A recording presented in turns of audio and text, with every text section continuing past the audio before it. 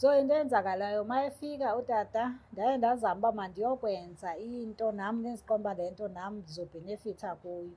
Ndahamba ndaya emntwini ndayosika iyeza uba utata wakho andithande anditshate ngoba ndandimthanda naye endithanda. Njengoba egula nje kanje masho ukuthi wena owenza yonke leyo nto. Nyana injalo, njengoba ndicela nje ndizehlisa ndizithoba ndiza apha ukuba mandithethe nawe bendicela ukwazisa uba injalo. Ngoku bendicela uncedo if uyandamkela because ndiyathanda uba utata aphile. Wena ngiyakuzwa mpela ma ukuthi ufuna uncedo, kodwa manje uncedo wakuthatha okokuqala ukuthi wahamba phambili wayomfuna ngenye indlela ukuthi umsize ngale ndlela omsiza ngayo ukuze kuzosizeka wena.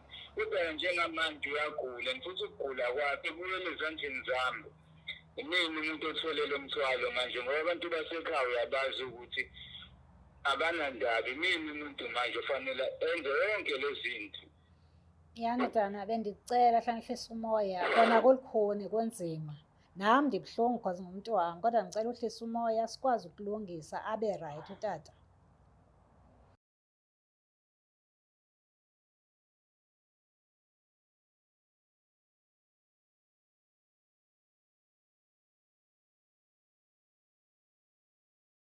Ngicela ukuthatha le thuba ngibingelele mbukeli we-Black Life TV yona beautiful episode ethi sikhipha izimfihlo. Cishe ngathi iy'nkinga zomndeni, yabo iy'nkinga zomndeni bafethu. Anyway, sikhipha imfihlo-ke ila esivulela khona umuntu ukuthi angakwazi ukukhipha konke okusenhlizweni yakhe akade sekugcina isikhathi eside sikubize ukuthi imfihlo. Yabo ngoba usubona ngathi ishasini. Musubona ukuthi sikusinde kwanele uwedwa sikuvumeleke thina ukuthi uzela ka-Black Life TV. Uhlale nathi phansi uyikhiphe le mfihlo yakho bese futhi sikusiza ukuthi ukwazi ukuyikhipha kulo muntu eqondene naye ngqo. Mina Mlangeni Makasela ngizothatha le thuba ngibingelele usisi Duze kwami bese yazisho ukuthi uqhamuka kephi ngendawo okuhlala. Emva kwalokho uzobe sesichazela ukuthi ufisa simsize ngani la ekhaya. Sawubona njani? Siyaphila njani? Ngiyaphila nami. Ngicela nje ubingelele umbukelo we-Black Life. Emva kwalokho uzobe usuzisho ukuthi uqhamukaphi bese uhlala phezu kodaba sithando. Ngiyabonisa kubabukeli be-Black Life.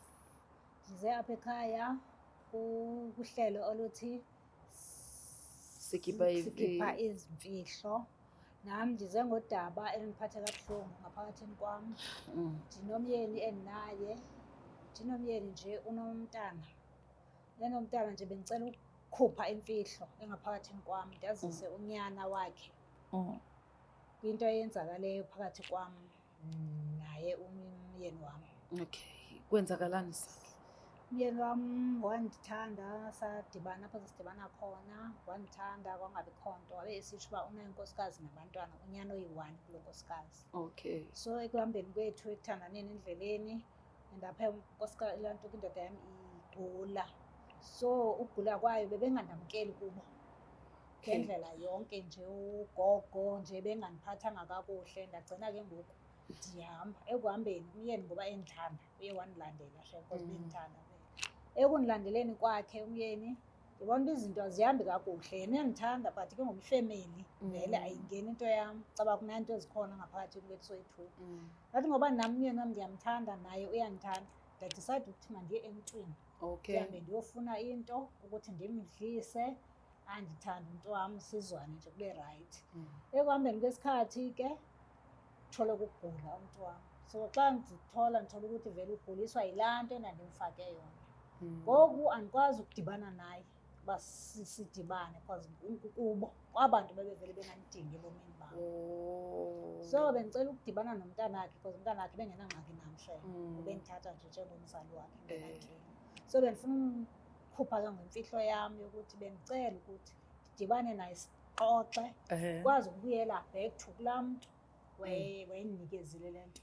Sifumane uncedo lokuthi makaphile kulaa nto akuyo. Yo Jomi. So kahle kahle wena muzoba u-second wife kuloya muzi. Benzoba i-second wife. Baku-introduce wangamukeleka. Bangamkeleka. Then wase waphuma. Ndaphuma. Wakulandela umyeni wakho. Wangilandela. But ebudlelwenini bakho naye kwakhona izinto engathi ayisekho right. Wasuyahamba aqonda uba wathola iyeza. Wagaya imbokodo. Wagaya imbokodo ndicela uba kuzawulunga. Wavele wagula yena uhusband. Wabheda uhusband vele wagula. And into emgulisayo yiyona le ndathi ndiyoyizama nami uba siqhubeke nempilo andithathe nonkosikazi wakhe nje siqhubeke nempilo.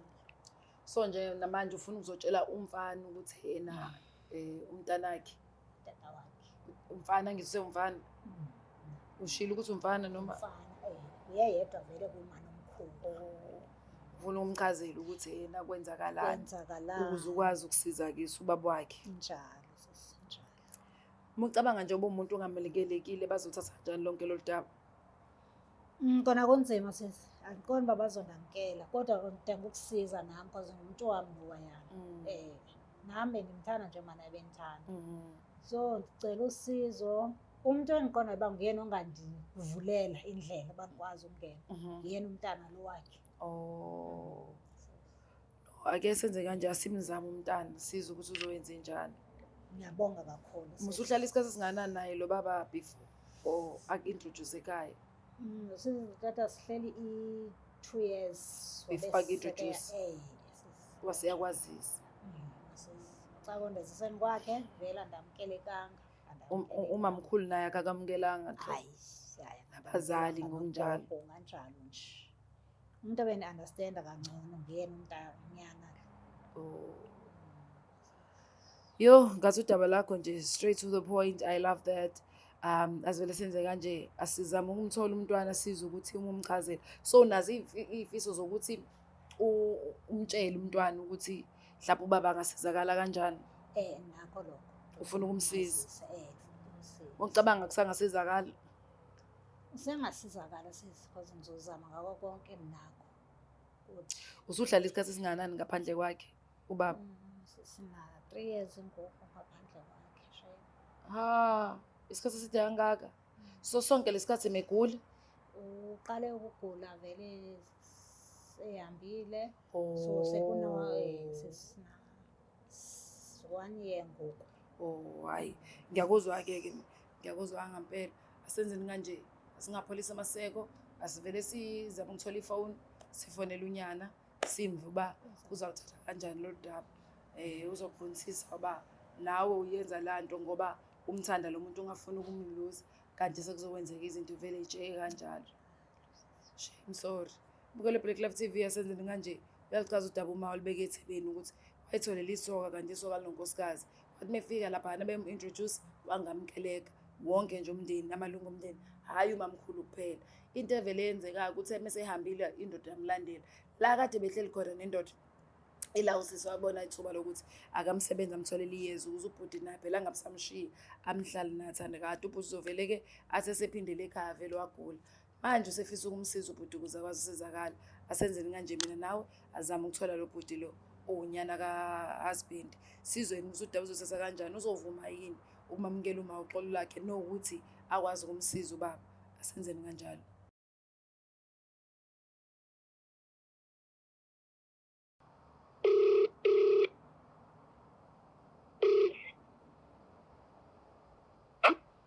Yebo, sawubona njani? Ngiyaphila njani? Siyaphila nathi. Khuluma noMlangeni Makasela, ngifona ngila kwa-Black Live TV. Ohlelweni olubizwa ngokuthi Skipha Imfihlo. Kunomala useduze kwami office ukhuluma nawe bhuti wami, angazi noma nesisikhathi. Ayikho inkinga isikhona. Okay. Hello ndodo. Yebo njani? Siyaphila ndodana njani? Hayi siyancenga. Ndodana ndilapha ku-Black Life Show. Tana namhlanje sine-show yethu ethi sikhupha imfihlo. So kunento endifuna ukuxolela yona ongayaziyo. Yebo. Ndixolisa njengoba ndazi uba ndingumamncane wakho. So kunephutha endalenzayo but ndandithi ndiyalungisa lilonke. Njengoba usazi utata egula. Tata ingxaki njengoba wayiye kumpha usazi ugogo noma bebengendamkeli ekhaya. So into eyenzakalayo uma efika utata ndaye ndazama uba mandiyokwenza into nam nendiqonda uba le nto nam ndizobhenefitha kuyo. Ndahamba ndaye emntwini ndayosika iyeza uba utata wakho andithande anditshate ngoba ndandimthanda naye endithanda. Njengoba egula nje kanje masho ukuthi wena owenza yonke leyo nto.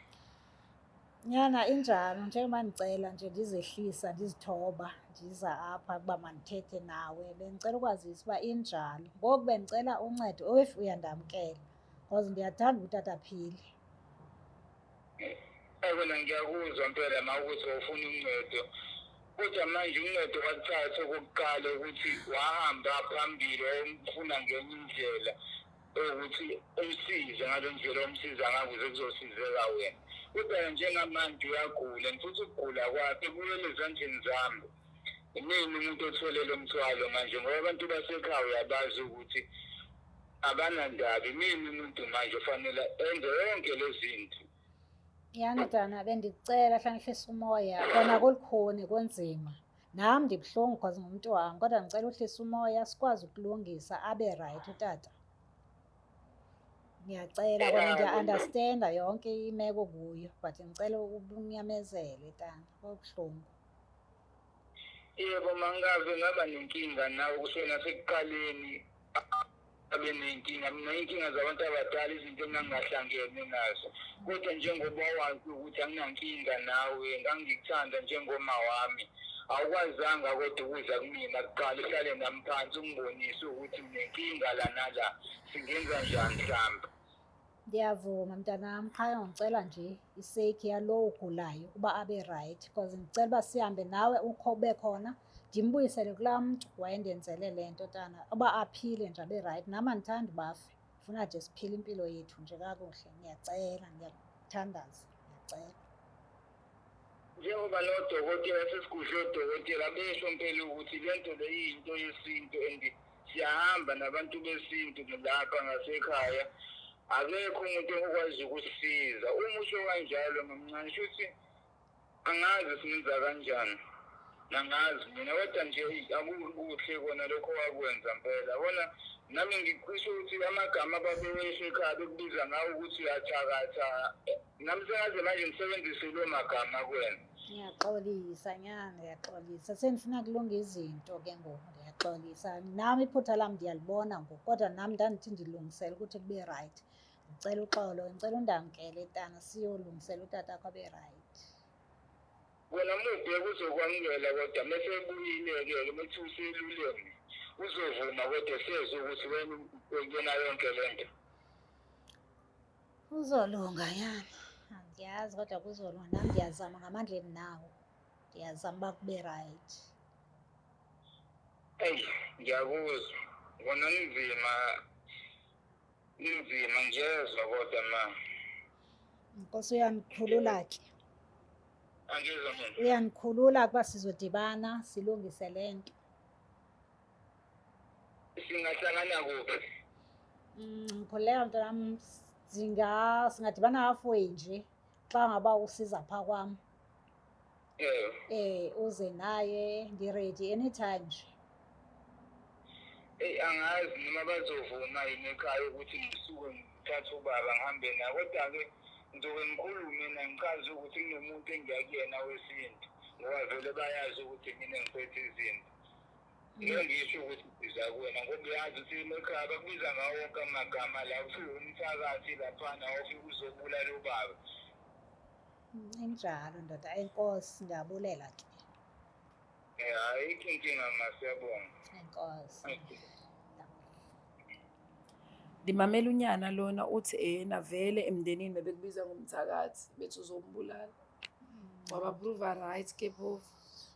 Njalo sisi njengoba bebengandifuni nje bebendibiza ngayo yonke into le. Waba-prove right manje usuyabuya usuyokhombisa ukuthi ngumthakathi ngampela. Yazi ngiyangifisa ukuthi abantu izinto abakubiza zona ungabanikezi. Yabo uba-prove wrong hawu bathi bethi ukuthi vele batshengisa ukuthi angikona lokhu ngukuthi. I understand manje nothando nalo kodwa-ke angifuni ukukujaja sithando sami sikhuliswe indlela engafani sibone izinto ngendlela engafani si-experience izinto ngendlela engafani. Wonke umuntu wenza izinto ngezizathu esithize kuwukuthi sometimes izathu zethu zenza ukuthi sigcine senza izinto ey'ngekho right kwabanye abantu abangenacala. Ngiyayizwa leyo nto. Ukugula nje ngiyazi ukuthi akuyona into elula. Athi mina ngiba ne-stress okuphatha umkhuhlane imagine nje ngizolala ngilala unyaka wonke kulalisa khona umuntu ongithakathile Jesu. ethi uyangithanda kakhulu. My God, abuya athi ngoba ngiyakuthanda. Ayigambi, ungafeel bad already ngiyazi ukuthi konke lokhu kwenza la kukubathi kahle. Asizame ukuthi sibone ukuthi sikulungisa kanjani, uya kanjani phambili. I'm glad ukuthi unyana ukwazi ukuthi asojaba wak-understanda, but at the same time ingoba nje naye ngiyambona ngoba ufuna usizwa wakhe. Deep down khona lento ethi awu wayenza lento eshiwo ngawe ekhaya. Siyababongela ke mbukela abanye abantu abathola ithuba lokuthi bakwenza ukulungisa besaphila, abanye abantu abathole lo thuba ukuthi balungise izinto besaphila. Zizonakala unomphelo engasekho umuntu ozobuya athi hayibo imina owenza ukuthi. So mina ngithi ayisala those abanesibindi abakwazi ukuthatha i-steps sokuthi athi ento le i-wrong and mina personally ngibona ukuthi ngine-right, ngingakwazi ukuthi ngiyiyeke ngistope ekutheni ngiqhubeke yenze omunye umonakalo. Umlangeni Magasela lo bafethu niyazi njalo sikhipha izimfihlo ngihlezi ngikhona. Ngiyabonga kakhulu for watching this episode till the end. Siphinde sihlangane ku-episode yethu enye elandelayo. Siyabonga futhi ukunikeza indlela. Anyways, I'm out. Black Life Traditional Pharmacy izimpande zama-Afrika. Sikulethela konke ongakudinga. Sisebenzisa imvelo kokulapha, sididiyele izimpande, kwahlanganiswa ongoti abahamba phambili kwezokulapha ngesintu. Senzela wena. Sikhona isikhafula sokubuyisa isithandwa sakho, ukuthola umsebenzi, ubuyisa umuntu wakini owaduka. Sikhona nezwasho. Sikhona iswasho sokugeza isichitho, ube nogazi, uthandeke ebantwini, ukususa amathunzi amnyama, nokuvula izinto zakho zikale phansi abantu bakuthande. Siyabasiza noma uma unenkinga umhlume, ama-ulcer, i-cancer, i-BP, ushukela, ama-fibros, uvule nesibeletho ukuzothola abantwana. Siyabasiza nosisi ukukhuphula isitofu sibeke ku-6, indoda ikuthande kakhulu izikuphi imali. Nobaba sebasiza ukuqinisa idonkipiri, umthetho uqine endlini. Wenza umuntu akathande wena wedwa, alangazelele wena wedwa futhi, uphinde uvikele umkakho. Woza kithi e-pharmacy, e-Black Life Traditional Pharmacy.